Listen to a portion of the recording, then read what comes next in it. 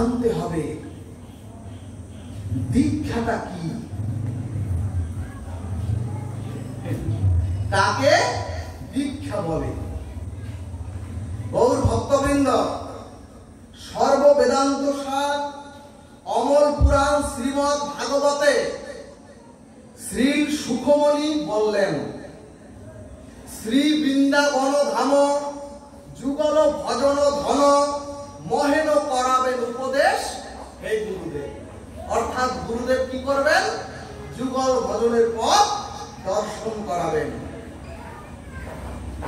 আর ভক্তমাল চরিত গ্রন্থে মহাজনগণ লিখলেন, যারা কৃপা করুণা করে গৌরীয় শুদ্ধ বৈষ্ণব পরম্পরা স্নিগ্ধ সদ্গুরুর চরণ আশ্রয় করতে পেরেছেন, তাদের কোনো ভয় নাই। কিন্তু এখন সমাজে শুদ্ধ বৈষ্ণব পরম্পরা সদ্গুরুর দ্বারা বাস্তব দীক্ষা হয় না। এখন যা হয় বা যা হচ্ছে প্রায় সবই তথাকথিত দীক্ষা। তাহলে ভাগবত বললেন, একটি হচ্ছে বাস্তব দীক্ষা, আরেকটি হচ্ছে তথাকথিত দীক্ষা। এখন প্রশ্ন আসবে, তাহলে বাস্তব দীক্ষাটা বা তথাকথিত দীক্ষাটা কেমন? যারা ভাবেন সদ্গুরুর কৃপা না হলে পাপমুক্ত হওয়া যাবে না, যারা ভাবেন বা বলেন সদ্গুরুর দীক্ষা না নিলে হাতের জল শুদ্ধ হবে না, যারা হিন্দু সনাতনী সমাজে ভাবেন দীক্ষা না নিলে জীবনে সুখী হওয়া যাবে না, আবার অনেকে ভাবেন আমি ধনাঢ্য, আমি এই সমাজের কর্তা, সুনামশালী ব্যক্তি, আমি যদি অমুক গুরুর কাছ থেকে দীক্ষা নেই তাহলে অমুক গুরু সমৃদ্ধশালী হবে,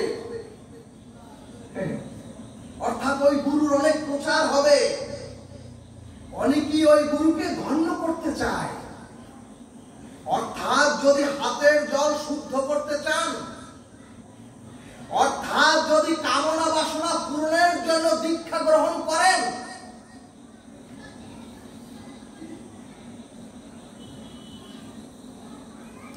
আর যদি দীক্ষা নিতে হয় তাই নিলামে ভাবেন, তখন ভাগবত বললেন, যে দীক্ষায় জীবের হৃদয়ে কোন ভগবত অনুভূতি সঞ্চারিতই হয় না, যে দীক্ষায় জীবের আত্মচৈতন্য বোধ জাগৃত হয় না, তাকে বলে তথাকথিত দীক্ষা। এবং এই দীক্ষাটাই এখন সনাতনী হিন্দু সমাজে বেশি হচ্ছে। তাহলে বাস্তব দীক্ষাটা কেমন? ভক্তগণ, গৌরীয় মঠের মহারাজ এবং শ্রী শ্রী চৈতন্য চরিতামৃতের অমর গ্রন্থে কবিরাজ কৃষ্ণ গোস্বামী স্পষ্ট করে বললেন, দীক্ষাকালে শিষ্য করে আত্মসমর্পণ, সেই কালে কৃষ্ণ তারে করে আত্মসম। তখন জীবের দেহে হয় সচ্চিদানন্দময়, আর চিদানন্দ দেহে তবে শ্রীকৃষ্ণ ভজন। অর্থাৎ যেদিন থেকে আমি সদ্গুরুর চরণে আত্মসমর্পণ করে দীক্ষা নিলাম, সেই দিন থেকে আমার জীবন যৌবন ইহকাল পরকাল গুরুর চরণে বিক্রি করে দিলাম। কেন বিক্রি করে দিলাম? ওই রাধা মাধবকে প্রাপ্ত হওয়ার জন্য। অর্থাৎ যেদিন দীক্ষা নিলাম সেদিন আমার পূর্ব জন্ম জন্মান্তরে সমস্ত পাপ, সমস্ত স্খলিত কর্ম সব পুরে ছাই করে দিলাম রাধা মাধবকে প্রাপ্ত হওয়ার জন্য। যদি সদ্গুরুর চরণে বিক্রি হতে পারি, শ্রীমদ্ ভাগবত বললেন এটা হচ্ছে বাস্তব দীক্ষা। ভক্তগণ, তথাকথিত দীক্ষাটা হচ্ছে জলের মধ্যে লোহা খণ্ডকে ফেলে দেয়া। অর্থাৎ লোহাকে জলের মধ্যে দিলে 50 বছর, 60 বছর, 70 বছর ওই লোহা খণ্ড জলের মধ্যে থাকলেও যেমন ওই লোহা খণ্ডের মধ্যে জল প্রবেশ করে না। এই জন্যই ভাগবত বললেন ওই লোহা ক্ষয় হয়ে গেলেও ওই লোহায় জল প্রবেশ করে না। এটাই হলো তথাকথিত দীক্ষা। আর বাস্তব দীক্ষা হলো ওই লোহা খণ্ডটি আপনি অগ্নিতে তদাত্ম করে দিন। আর লোহা খণ্ডকে অগ্নিতে তদাত্ম করে দিলে অগ্নির প্রতিটি অগ্নি কণাই ওই লোহাতে প্রবেশ করবে। অর্থাৎ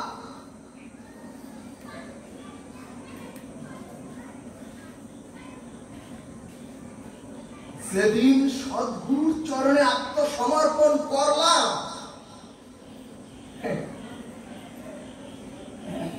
সেই দিন আমার এই জড় দেহটাই চিদানন্দ দেহ, ভগবত ভজন যোগ্য একটি দেহ হয়ে গেল। জয় নিতাই গৌর হরিবল।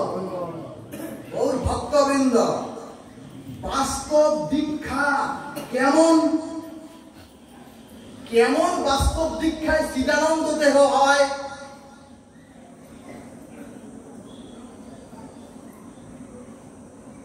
এই ক্ষেত্রে ভক্তমাল গ্রন্থ লিখলেন। একটি দেশের শাসক গভর্নরের বাড়ি চুরি হয়েছে। তখন গভর্নর বলল, ওই আমার সকল চোরকে ধরে নিয়ে আসো এবং কঠিন পরীক্ষা হবে। যে চুরিকৃত জিনিস উদ্ধার করতে হবে। ভক্তগণ, পরীক্ষাটা হলো একটি উত্তপ্ত গরম শাবল হাতে ধরতে হবে। যার ওই উত্তপ্ত শাবল হাতে ধরলেও হাত পুড়বে না, সে হচ্ছে চোর নয়। আর যার হাত পুড়ে যাবে সে আসল চোর। ভক্তগণ, দেখা গেল যারা চুরি করেনি এক এক করে সবাই হাতে শাবল ধরে ছাড়া পেয়ে গেল। কিন্তু চোর ভীষণ ভীত সন্ত্রস্ত হয়ে উন্মাদের মতো ঘুরতে ঘুরতে একটি জায়গা এইরকম মন্দিরে এসে বীর ঠেলে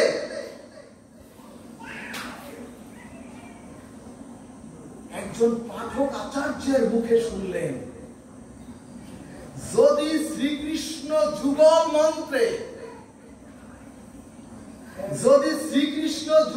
মন্ত্রে দীক্ষা কেউ নেয়, তাহলে সেই সময় থেকে তার পূর্ব জন্ম আর থাকে না। অর্থাৎ যুগল মন্ত্রে দীক্ষা নিলে তার পুনর্জন্ম হয়ে যায়।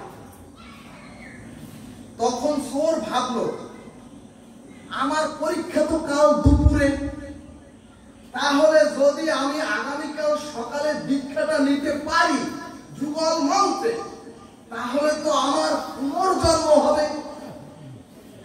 এবং গতকালকে আর যদি আমার পুনর্জন্ম হয়, তাহলে গতকালকে যে আমি চুরিটা করেছি সেটা তো আমার পূর্ব জন্মে চলে যাবে, আর আমাকে সাজা ভোগ করতে হবে না। ভাগবত বললেন, হরি কথাতে সুদৃঢ় বিশ্বাসে, হরি কথাতে সুদৃঢ় বিশ্বাসে ওই চোরের সুবুদ্ধি জাগৃত হল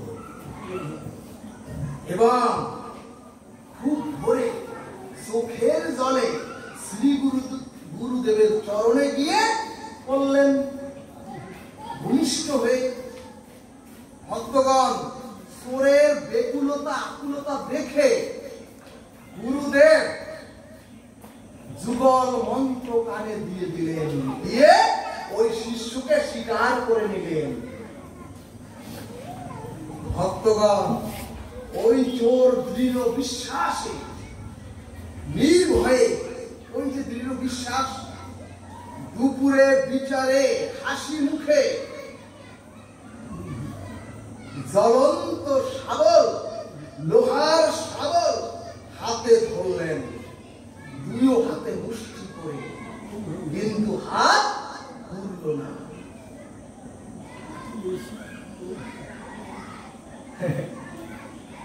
ভাগবত দৃষ্টান্ত দিলেন, কৃষ্ণ মন্ত্রে সদ্গুরুর চরণ আশ্রয় যদি জীব একবার গ্রহণ করে, তাহলে ওই জীবের পুনর্জন্ম হয়ে যায়। সকল প্রারব্ধ অপ্রারব্ধ জন্ম জন্মান্তরে সকল পাপ, সকল স্খলিত কর্ম সব ধূলিসাৎ হয়ে যায়। হরে কৃষ্ণ।